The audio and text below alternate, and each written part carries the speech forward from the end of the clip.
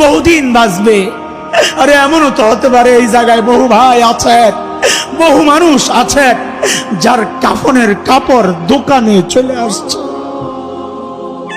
এমনও তো হতে পারে কালকে খবর আসতে পারে হাসান জামিল তার দুনিয়ায় নাই। এমনও তো খবর আসতে। কেন এমন নিশ্চিন্ত হয়ে গেল? চুল পাইকা পাইকা সাদা হয়ে গেছে, গুনাহ ছাড়তে পারি না। দাড়ি পাইকা সাদা হয়ে গেছে, গুনাহ ছাড়তে পারি না। অথচ মালিক ডাক দিয়া বলতেছেন, আলাম ইয়ানি লিল্লাযিনা আমানু আন তাখশা কুলুবুহুম লিযিকরিল্লাহ। আল্লাহর ভয়ে গুনাহ ছেড়ে দেওয়ার, আল্লাহর ভয়ে অন্তরটা কেঁপে ওঠার এখনো কি সময় হয় নাই? আর কত, আর কত ও ভাই, আর কত, আর কত বলো। মালিকের দুয়ারে কবে ফেরত আসবা?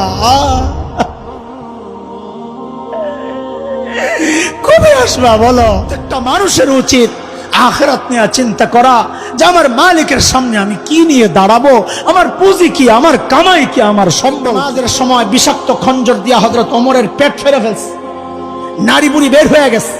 কাপড় দিয়া পেঁচাইয়া হযরত ওমরকে মসজিদে নববীর ফ্লোরে শোয়া দেওয়া হয়েছে। হযরত ওমর বেহুশ, একজনের কোলে মাথা, একটু হুশ ফিরছে, নামাজের খবর নিছেন, একজনের টাকনুর উপরে কাপড় উঠাইছেন, আরো কিছু কাজ করছেন। এর মধ্যেই হযরত ওমর কি ফিকির আখিরাতের, কি ভয় ঢুকছে কলিজায়। হযরত ওমর মাথাটাকে নিয়ে মসজিদে নববীর ফ্লোরে রাখছেন। ফ্লোর কি পাকা, টাইলস করা, মোজাইক করা, মাটি মাটি। অর্ধ জাহানের বাদশাহ, জান্নাতের সুসংবাদ পাওয়া ওমর, নবী যার বাড়িও জান্নাতে দেখছেন, সেই ওমর মুখটাকে নিয়ে জমিনের উপর রাখছেন, গালগুলাকে মাটির সাথে ঘষতেছেন আর কাঁদতেছেন, বলতেছেন, ওয়াইলুল লাকা ইয়া ওমর ইন লাম ইয়াগফির লাকা রাব্বুক। ওমর, তোমার রব যদি তোমাকে ক্ষমা না করে তোমার জন্য ভয়ঙ্কর বিপদ কিন্তু অপেক্ষা করতেছে।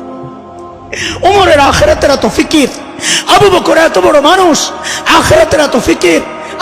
সাইয়েদনা আবু বকর নির্জনে দূরে চলে যেতেন, চিৎকার করে করে কাঁদতেন আর বলতেন, ইবনে আবি কুহাফা, ও আবু কুহাফার বেটা, তুই মানুষ কেন হইলি রে? তুই মানুষ কেন হইলি? এখন আল্লাহর সামনে কি জবাব দিবি, কেমনি হিসাব দিবি? গাছের দিকে তাকায়া তাকায়া সাইয়েদনা আবু বকর চিৎকার করে করে কাঁদ